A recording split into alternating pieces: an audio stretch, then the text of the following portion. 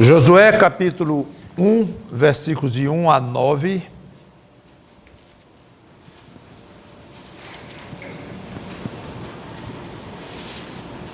Livro de Josué, capítulo 1, versículos de 1 a 9. Diz assim: Sucedeu depois da morte de Moisés, servo do Senhor, que este falou a Josué, entenda, o Senhor falou a Josué, filho de Num, servidor de Moisés, dizendo: Moisés, meu servo, é morto. Dispõe-te agora, passa este Jordão, tu e todo este povo, à terra que eu dou aos filhos de Israel. Todo lugar que pisar a planta do vosso pé, vô-lo tenho dado, como eu prometi a Moisés. Desde o deserto e o Líbano até ao grande rio, o rio Eufrates, toda a terra dos heteus e até ao mar grande para o poente do sol será o vosso limite. Ninguém te poderá resistir todos os dias da tua vida. Como fui com Moisés, assim serei contigo, não te deixarei, nem te desampararei. Sê forte e corajoso, porque tu farás este povo herdar a terra que, sob juramento, prometi dar a seus pais. Tão somente sê forte e muito corajoso, para teres o cuidado de fazer segundo toda a lei que meu servo Moisés te ordenou. Dela não te desvies, nem para a direita, nem para a esquerda, para que sejas bem-sucedido por onde quer que andares. Não cesses de falar deste livro da lei, antes medita nela ou nele dia e noite, para que tenhas cuidado de fazer segundo tudo quanto nele está escrito. Então, farás prosperar o teu caminho e serás bem-sucedido. Não te mandei eu? Sê forte e corajoso. Não temas, nem te espantes, porque o Senhor teu Deus é contigo por onde quer que andares. Vamos orar. Obrigado, Senhor Deus, pela tua palavra aberta e lida, que o teu Espírito Santo nos ajude a não somente nos maravilhar com a beleza do que está aqui escrito, mas aplicar para nossos dias hoje, amanhã, depois de amanhã, todos os dias aqui nesta vida. Em nome do Senhor Jesus Cristo te peço e te agradeço de antemão pelo resultado. Amém. Estamos em mais ou menos 1400 a.C., momento crítico na vida deste servo de Deus, chamado Josué.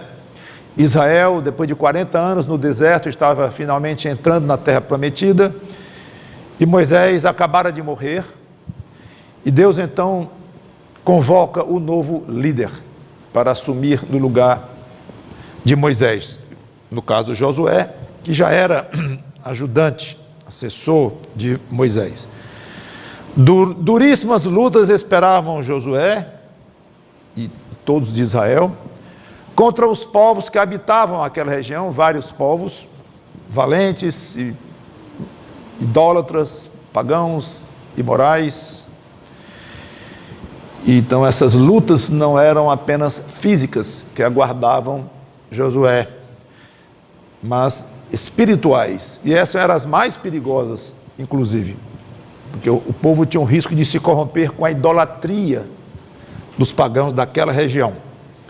Então Deus dirige a Josué palavras de grande incentivo, de apoio, promessas de companhia, e ao mesmo tempo deixa claro a Josué que seria preciso muita coragem para a tarefa. Ele foi bem franco com Josué. Mas Josué não teria como responsabilidade única apenas liderar o povo e lutar com valentia, não. As palavras que Deus deu a Josué de ânimo e de proteção eram apenas um lado da moeda. Tinha um outro. Deus queria Josué profundamente comprometido e altamente dedicado a outra coisa.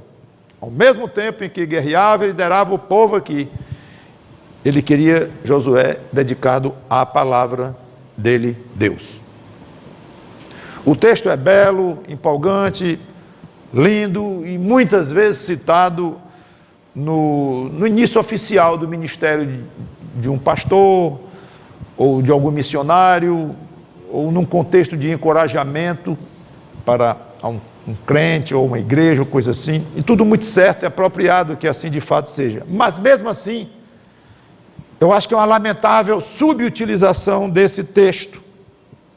Embora originalmente dirigida a um líder, e muito bem aplicável hoje para qualquer tipo de líder, como eu acabei de comentar, mas é muito pouco utilizar esta passagem apenas para essas situações mais formais, em que se imposta um líder, ou que se encoraja alguém numa situação diferente, na formatura de alguém, é uma coisa mais solene. É uma subutilização, usar em momentos assim, vamos dizer, especiais, porque todas as pessoas que se convertem a Cristo, sem exceção, têm pela frente terríveis inimigos a conquistar e lutas constantes para travar, todos os dias. Então todos nós crentes, todos nós, não apenas os pastores, não apenas os líderes de igreja, de organizações, mas todos os crentes, nós temos uma necessidade desesperada da proteção de Deus, da presença de Deus, da companhia de Deus, ao longo dessas lutas, que nós sabemos que vamos enfrentar todos os dias debaixo do sol. Então eu proponho fazer um paralelo entre as promessas e os desafios que Deus fez a Josué 3.500 anos atrás,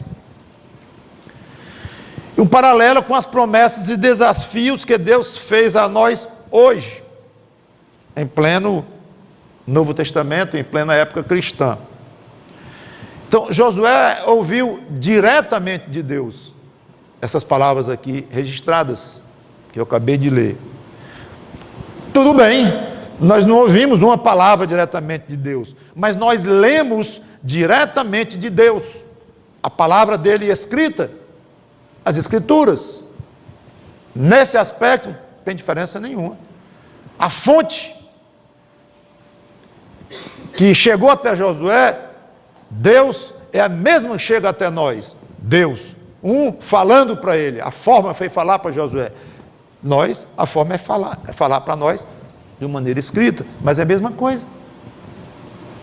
Então Josué não tem algo de especial, uma vantagem com relação a nós por ter ouvido diretamente de Deus, não. Então eu quero lembrar que, como Josué teve garantia da presença de Deus nas lutas que ele iria travar, nós temos garantia da presença de Cristo nas lutas que nós vamos travar. Vamos a Mateus capítulo 28 e 20, eu vou ler várias passagens e vou tentar chegar rápido, como é o meu costume. Se você, talvez seja melhor apenas ouvir, se não tiver condição de chegar lá bem rápido. Mas fique à vontade, apenas eu não vou esperar muito para todo mundo chegar lá. Então, Mateus 28 e 20, ele já estava subindo ao céu, no versículo 19, ide, portanto, fazer discípulos de todas as nações, batizando-os em nome do Pai, do Filho e do Espírito Santo, versículo 20, ensinando-os a guardar todas as coisas que vos tenho ordenado, e eis que estou convosco, um dia sim, um dia não, todos os dias, até a consumação do século. Promessa de companhia, da maneira que Josué recebeu.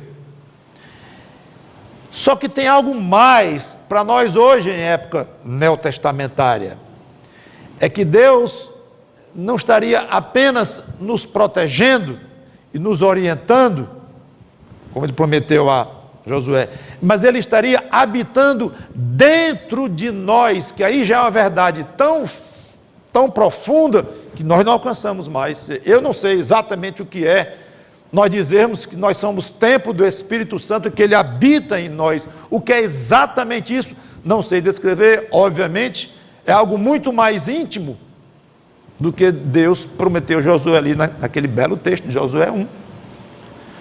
Então, João capítulo 14, versículo 23, versículo 26, eu não vou ler, mas Jesus diz que ele e o Pai iriam fazer morada naquele que viesse a ter Cristo como seu Salvador.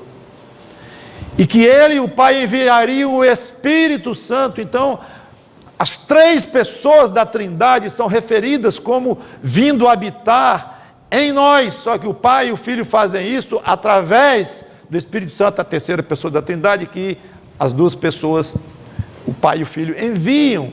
Então, a promessa não só de companhia ao lado, protegendo, ou mesmo orientando intimamente, internamente, mas habitando, é algo muito, muito forte, esta promessa que nós temos.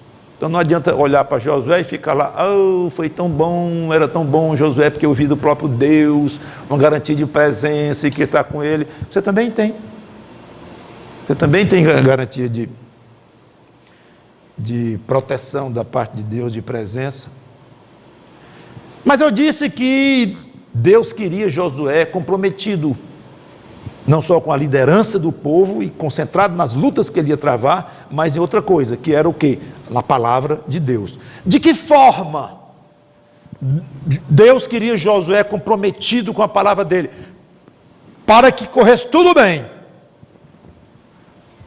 3 responsabilidades Deus colocou sobre Josué com relação à palavra de Deus. Todas as 3 responsabilidades junto à mesma fonte, palavra de Deus. Primeira, versículo 7, obedecer rigorosamente à lei. Não vou ler mais, que já acabei de ler. Sem se desviar nem para a direita, nem para a esquerda. Certamente esse sem se desviar já não precisava mais, uma vez que ele mandou obedecer. Obedecer é não se desviar, mas ele quis deixar claro. Só que ele foi além.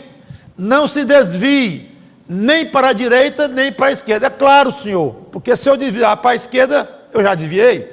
E se for para a direita, eu já desviei. Para que dizer nem para a direita, nem para a esquerda? Para ele deixar muito claro o tamanho, o rigor da obediência de Josué que ele queria. Essa era uma forma de Deus enfatizar, até com um certo exagero, vamos dizer desta forma, uma ênfase muito forte. Não te desvie nem para a direita, nem para a esquerda. 0 desvio. Vamos a Tiago capítulo 1, versículos 22 a 25.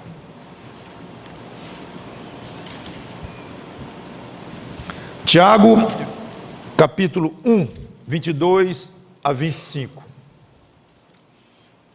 Diz assim: tornai-vos, pois, agora Deus falando a nós, pelas Escrituras do Novo Testamento, tornai-vos, pois, praticantes da palavra e não somente ouvintes, enganando-vos a vós mesmos. Porque se alguém é ouvinte da palavra e não praticante, assemelha-se ao homem que contempla no espelho o seu rosto natural, pois assim mesmo se contempla, e se retira, e para logo se esquece de como era a sua aparência. Mas aquele que considera atentamente na lei perfeita, lei da liberdade, está falando aqui da lei de Cristo, da lei de acordo com como Cristo nos ensinou, o aspecto espiritual, moral, igual do Velho Testamento, mantendo o âmago do que Deus queria, que próprio Jesus resumiu como amar a Deus e amar aos homens.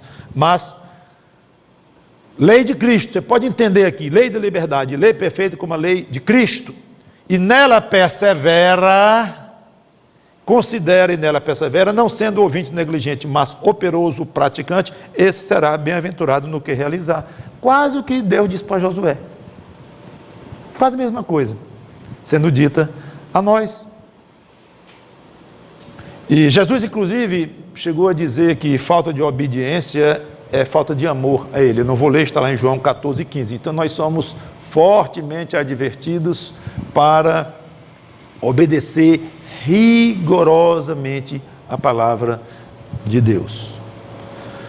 Segunda responsabilidade que Deus tinha para Josué, versículo 8, a primeira parte, falar da lei, falar da palavra de Deus. Deixe-me ler aqui, voltando a Josué 1,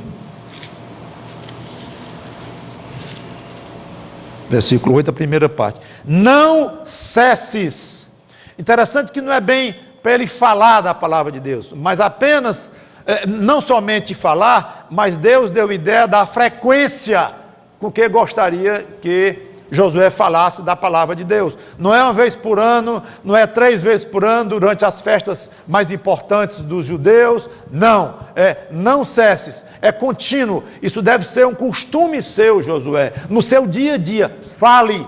Mas, Senhor Deus, eu sou um general liderando, eu sou o chefe de governo, aqui, primeiro o teu representante aqui junto a este povo, militar, civil, ou eu sou pregador. Eu tenho que falar todo dia, quem fala é pastor, quem fala é pregador, quem fala é teólogo. Não, que história é essa, Josué? Não, você vai falar, porque você é um servo meu, e especialmente na liderança deste povo que eu escolhi para ser o meu povo, você vai falar, falar e falar.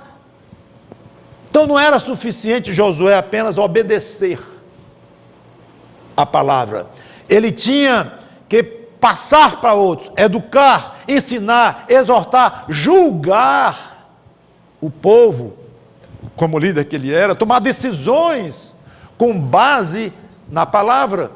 Então não era só ele obedecer pessoalmente, mas fazer com que os outros obedecessem também, de uma forma que todos vivessem à luz da obediência da palavra de Deus, e ele seria um grande influenciador nisto, falando da palavra de Deus. Ora, nós, quando Jesus disse, ide por todo o mundo e pregai o evangelho a toda criatura, algumas versões têm indo por todo o mundo, enquanto vocês andam, enquanto vocês vivem nos caminhos que a vida levar vocês a trilhar, falem.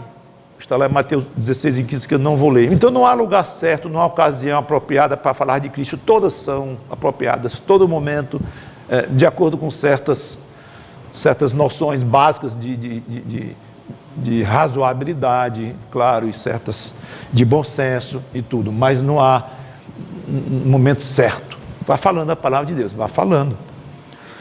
Em 1 Coríntios 9,16, que eu não vou ler, Paulo diz: ai de mim, se não pregar o evangelho, porque sobre mim pesa essa obrigação. Tudo bem, pastor, eu não sou o apóstolo Paulo.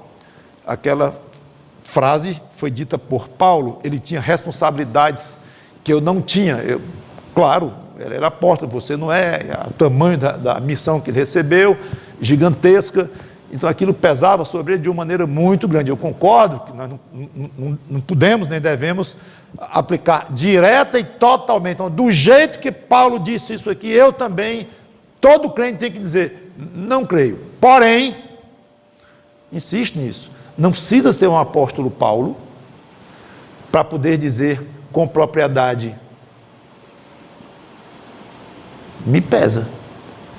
Falar evangelho para as pessoas me pesa. Aliás, se você é crente em Jesus Cristo, eu acho que você já viveu isso e vive isso. Aliás, tem uma coisa errada se você...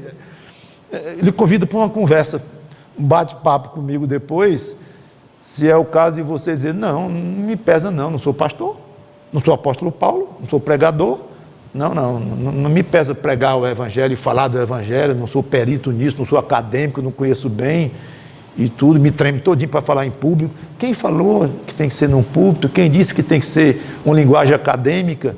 Não.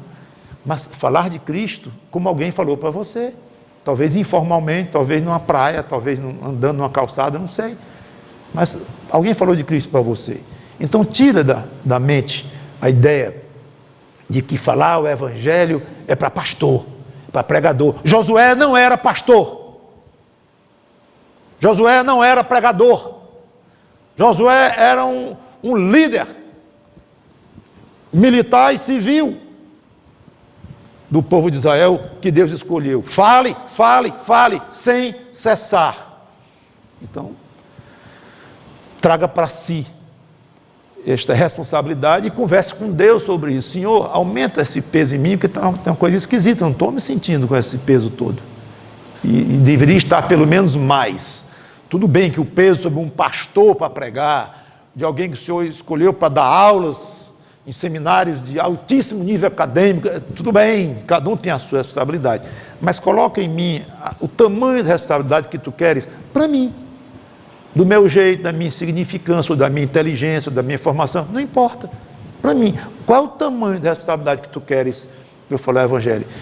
Pode colocar essa carga e me ajuda a cumprir, a desempenhar. Agora, ainda com esse assunto, eu queria ler, esse eu quero que você chegue até lá, 2 Timóteo 3,16, que é uma passagem clássica que fala sobre a inspiração das Escrituras, mas é tão famosa essa ligação desta passagem com a inspiração das Escrituras, que a gente pouco explora um outro lado desta passagem. 2 Timóteo, capítulo 3, versículo 16. Toda a Escritura é inspirada por Deus. Pronto. Essa parte aí, muitos conhecem, e é uma passagem clássica para mostrar a inspiração das Escrituras, que tudo vem de Deus, é soprada por Deus. Aí vem a segunda parte, que é a parte prática. Para que serve esta escritura que é soprada, no original é assim, ou inspirada por Deus? Para que serve? Qual é a utilidade dela? É útil para o ensino, para a repreensão, para a correção, para a educação na justiça.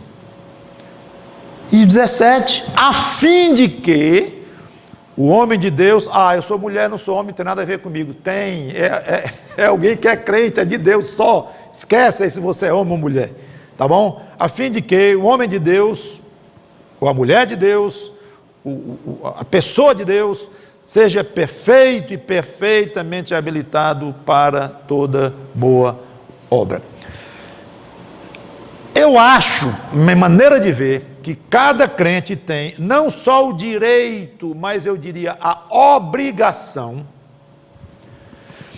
de ensinar a si próprio, repreender a si próprio, corrigir a si próprio, educar a si próprio na justiça com as Escrituras, além de se deixar ensinar, corrigir, educar, repreender pelos irmãos crentes, que usam a autoridade da palavra de Deus para repreender o outro, ajudar o outro, ensinar o outro. E claro, você próprio tem a obrigação de ajudar o irmão do jeito que você precisa se expor a uma ajuda que o irmão queira lhe dar, com a autoridade das Escrituras nas mãos, no sentido de ele exortar, talvez repreender, mas sempre querendo lhe edificar, conforme o versículo 17, para que você seja perfeito e perfeitamente habilitado para toda boa obra, do jeito que você vai estar aberto para receber isso, ou do pastor, ou do professor, ou do irmão, ou de qualquer um, você também tem essa obrigação de ajudar o outro, com base na palavra de Deus. Ou seja, fala, exorta, ensina. Esse falar não é só pregar o evangelho, porque pregar o evangelho é para aquele que não tem Cristo. Mas os irmãos, você está cheio de irmãos na igreja que já tem o evangelho, já são crentes. Então não tem mais sentido ficar dizendo João 3,16 todo tempo para o irmão. Para você se converter, eu já sou convertido, eu vou falar o quê para o outro? Ainda mais o outro tem 10 anos de crente, eu tenho 2. E o pastor, eu vou falar da Bíblia para o pastor? Nunca, não faça isso não, irmão. Ô irmãzinha, fale da Bíblia para mim, me ensine pela Bíblia, me repreenda pelas Escrituras, chame a minha atenção, me eduque, me ajude pelas Escrituras, porque é o que eu estou fazendo com vocês de uma maneira mais formal do púlpito, eu tenho essa responsabilidade, mas é a mesma coisa. O pastor, porque está no púlpito, não é em nada superior ao outro que tem um direito, assim, que o outro não tem, de usar as Escrituras para confrontá-lo. Tem, tanto quanto a parte da responsabilidade do pastor, de pregar o dom que ele recebe e tudo, as suas funções lá pastorais, mas da forma como eu estou falando aqui, todos devem falar da Bíblia uns para os outros, e não é só falando que Cristo salva. Claro, é muito mais que nós sabemos que Cristo salva, as coisas mais básicas, todos nós sabemos, mas quantas vezes nós precisamos, o irmão, chegar e dizer, O irmão falhou aqui. Não, mas, não, falhou aqui. Esse é o princípio bíblico, meu irmão. E esse irmão pode ser pastor, diácono, pode ser o que for. A autoridade é das Escrituras. Então, fale da Bíblia, meu irmão, minha irmã, sem cessar. Fale do Evangelho para onde você for, Evangelho básico de salvação, e fale das Escrituras para repreender o irmão, ajudar, ensinar, acariciar, ajudar, seja como for, sempre visando o bem. O quê? Para que aquele irmão seja cada vez mais apto para toda boa obra. Terceira obrigação que Deus queria com relação a Josué. Eu parei de ler o versículo 8, bem no começo, porque essa terceira obrigação está no final, está logo depois da primeira parte do versículo 8, que é: não cesses de falar deste livro da lei. Aí logo vem: antes medita nela dia e noite, para que tenhas cuidado de fazer segundo tudo que está escrito. Continua. Meditar.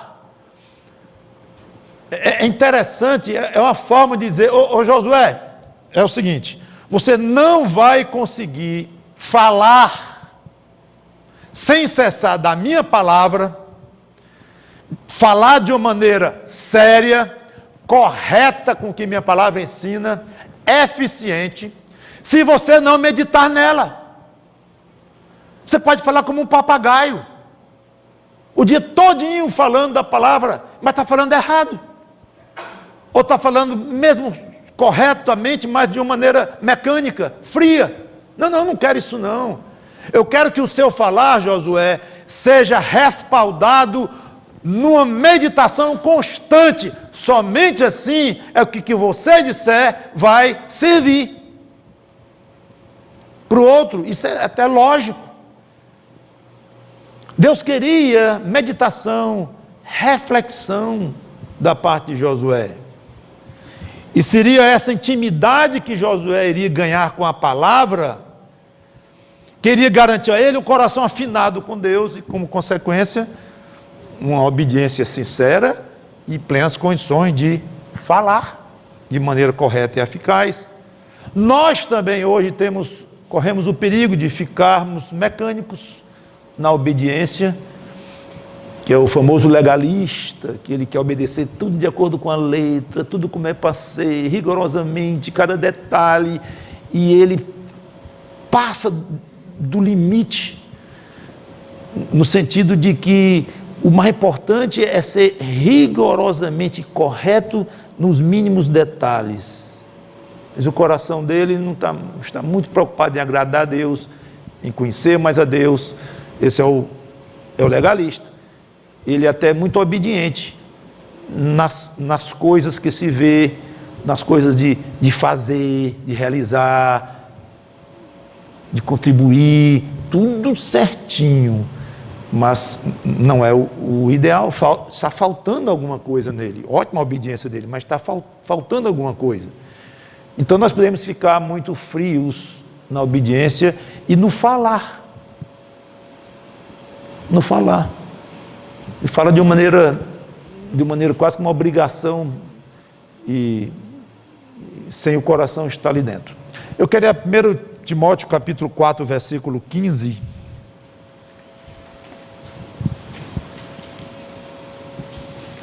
Ainda traçando o paralelo com Josué. Diz assim, 1 Timóteo 4 e 15. Medita estas coisas. Olha só, mesma ordem, mesmo princípio, mesma atitude requerida de nós, a que foi para Josué. Medita estas coisas, te concentra nelas, presta atenção, cuida. No original é a ideia de cuidar de alguma coisa. A origem da palavra vem de cuidar, de prestar atenção, de ficar atento. Essa é a ideia. Medita estas coisas e nelas ser diligente. Coloca a mente, coloca a inteligência, coloca teu esforço, coloca a disciplina, autodisciplina. Coloca dentro dessas meditações. Ser diligente para que o teu progresso a todos seja manifesto.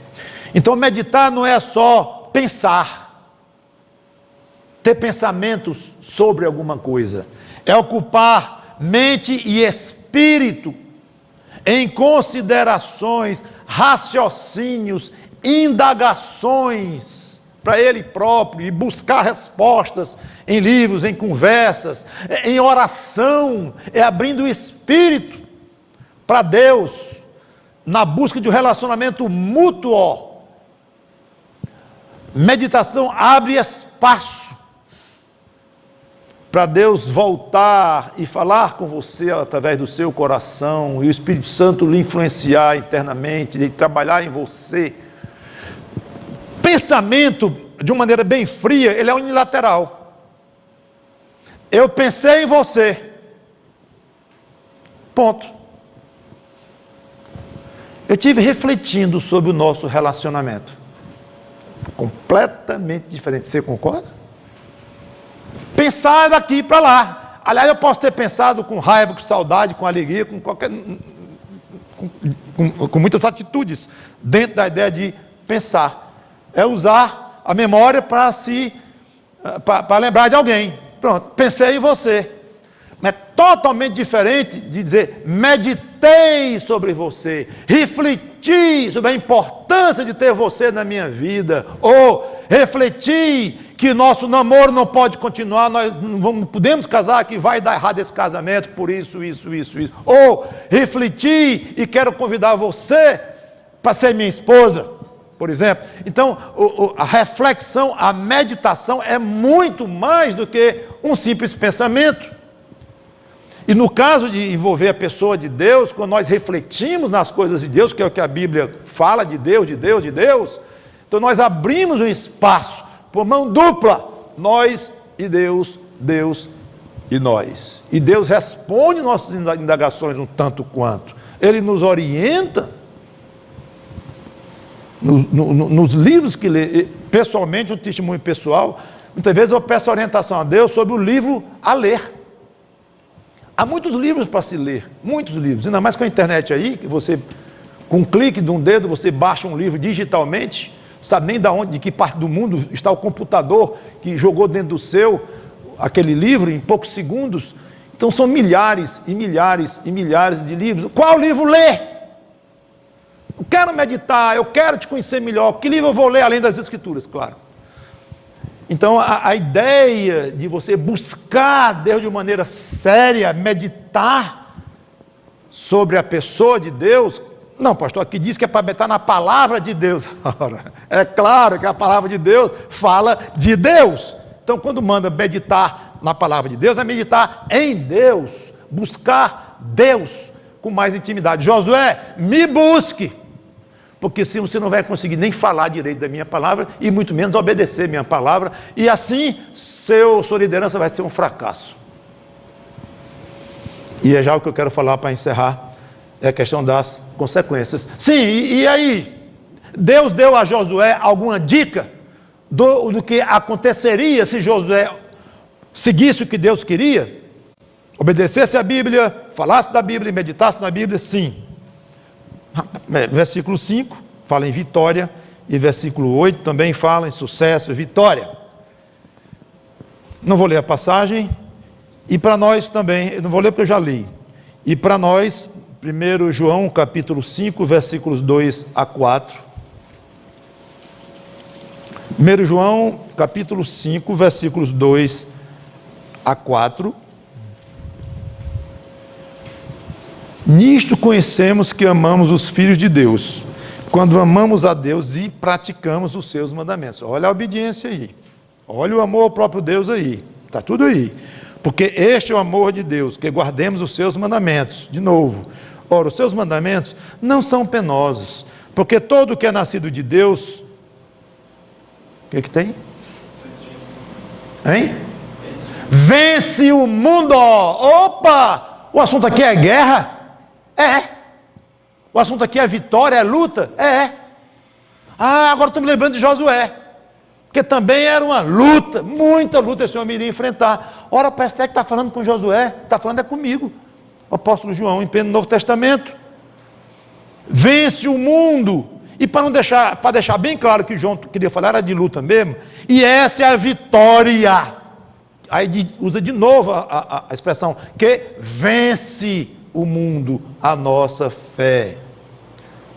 5, quem é que vence o mundo? 3 vezes o verbo vencer e 1 vez a palavra vitória.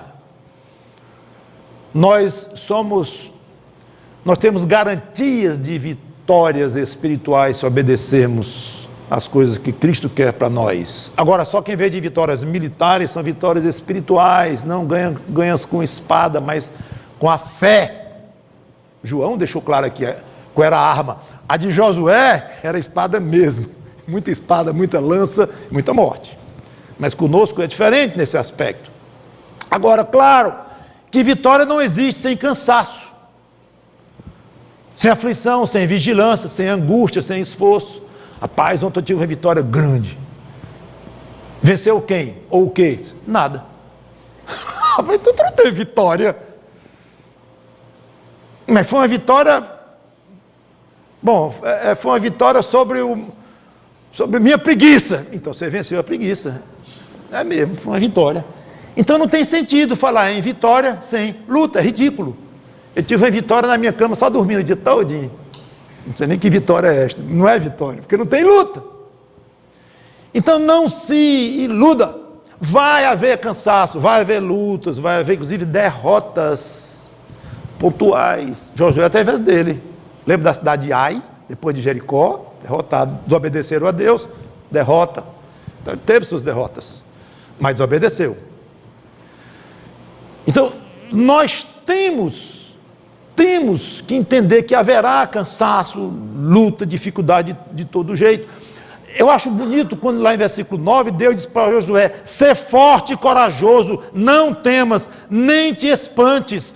3 vezes Deus disse a mesma coisa, de 3 maneiras diferentes, numa frase só. Ser forte e corajoso, não temas. Já era meio desnecessário dizer isso, porque ser forte e corajoso já incluía não temer. Não te espantes. Ora, espantar é praticamente sinônimo de temer.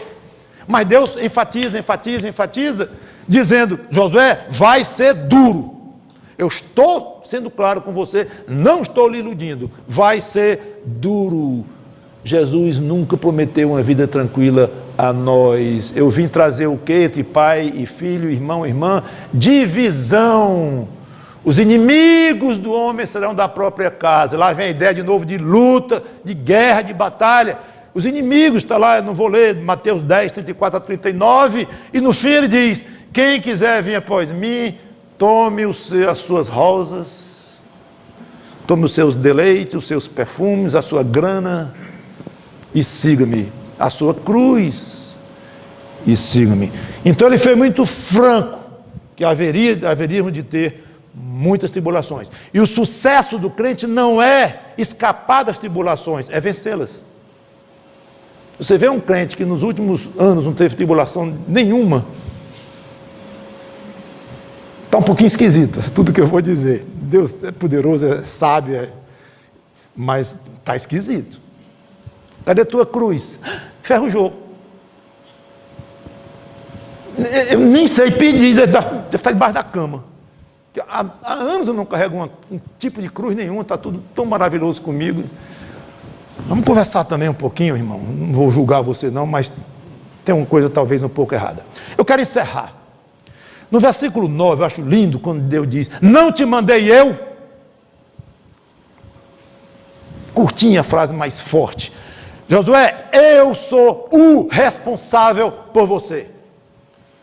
Pelo seu envio, pela sua convocação, pelo seu desempenho.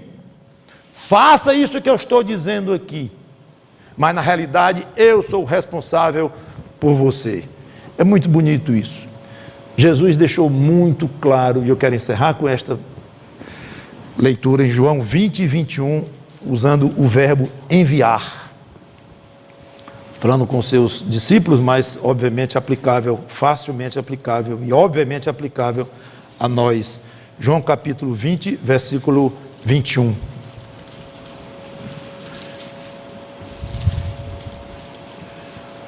Disse-lhes, pois, Jesus outra vez, isso foi depois da ressurreição: paz seja convosco. Assim como o Pai me enviou, eu também vos envio. Mesma frase que Deus disse para Josué, irmãos. Não te mandei eu? Aí Jesus diz: eu vos envio. Eu sou o responsável por sua vida, sua proteção, pelo seu bem, pelos seus objetivos, por tudo. Eu estou no comando disto tudo que envolve o universo inteiro, incluindo a sua chamada, a sua pessoa, o seu ministério. Faça isso que ele disse e tudo irá bem. Que Deus nos ajude a ficarmos tão impactados em ter nas mãos a palavra de Deus, quanto eu imagino que Josué ficou impactado em ter no ouvido a voz do próprio Deus. Deve ter sido muito forte a experiência para Josué. Fica imaginando ele contando para a esposa dele, para um amigo dele: você não sabe o que aconteceu comigo hoje. Eu ouvi do próprio Deus palavras belíssimas de promessa, de garantia, de acompanhamento, mas também Deus colocou nas minhas costas uns pesos grandes com relação à palavra dele. Eu tenho que falar o dia todo, eu tenho que pensar, tenho que meditar, tenho que obedecer. Mas foi fantástico o próprio Deus falar isso comigo. Aí você tem a Bíblia na mão e nem se lembra que é tão fantástico quanto. Então você ter nas mãos esta palavra, que vai entrar pelos seus olhos, é a mesma coisa das palavras de Deus que entraram pelos ouvidos de Josué. E infelizmente isso não nos impacta mais muito, ter a palavra de Deus nas mãos. Pois que Deus nos ajude como ajudou Josué, e com a dedicação com que Josué enfrentou o seu ministério, que enfrentou mesmo, foi um homem fiel. Obviamente teve seus erros, teve suas dificuldades, suas falhas, nós vamos ter também, mas a seriedade, a sinceridade, o coração com que ele entrou nesta obra foi muito bonito. Que assim aconteça conosco. Obedecer a palavra, falar da palavra, meditar na palavra. Meditar para poder falar e obedecer de uma maneira eficaz. Vamos orar. Obrigado, Senhor Deus, pela tua palavra lida, explicada. Obrigado por Josué, que nos serviu de padrão hoje. E toda aquela responsabilidade que tu colocaste sobre ele, e temos exatamente as mesmas sobre nós. E somos muito mais privilegiados do que Josué, porque nós temos o teu Espírito habitando em nós, que tu e teu filho enviaste. Obrigado, porque do jeito que Josué lutou, nós temos que lutar também. É pelo mesmo reino, embora de maneiras diferentes, épocas diferentes, formas diferentes, mas na realidade são guerras para o mesmo reino e do interesse do mesmo rei. Por isso é que eu titulei a pregação, que eu vou falar no fim, Josué, meu companheiro de lutas. É a mesma luta que nós travamos. Nossa luta é a mesma que Josué travou. Somos companheiros de lutas, porque somos do mesmo rei, filho de um mesmo Deus. Em nome de Cristo te pedimos e agradecemos. Amém.